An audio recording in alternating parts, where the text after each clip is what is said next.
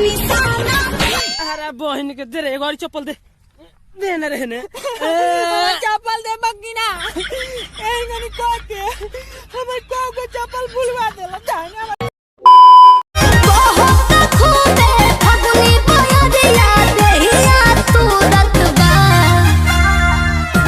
देवारी जब खूब सूरत बा भतारी के का जरूरत बा मुझे कुछ तुमसे है कहना कह दो ना चंपो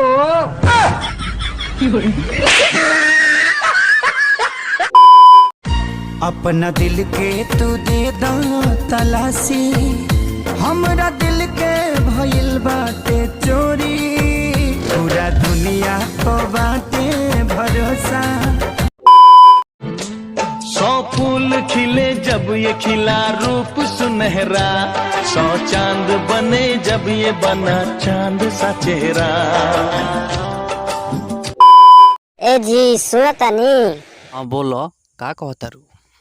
राजा जाई बाजार ले ले आई एगो कोको कोला चुपचाप रहो ना तो चाम घींच ले।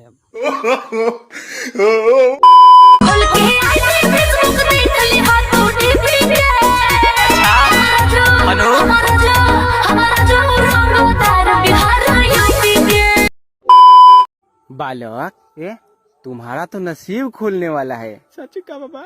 हाँ अगले महीना तुम्हारा शादी करोड़पति बाप की बेटी से लगने वाला है। हईली 500 रुपया। आई बताई कि पहिल की मौगी के का करी।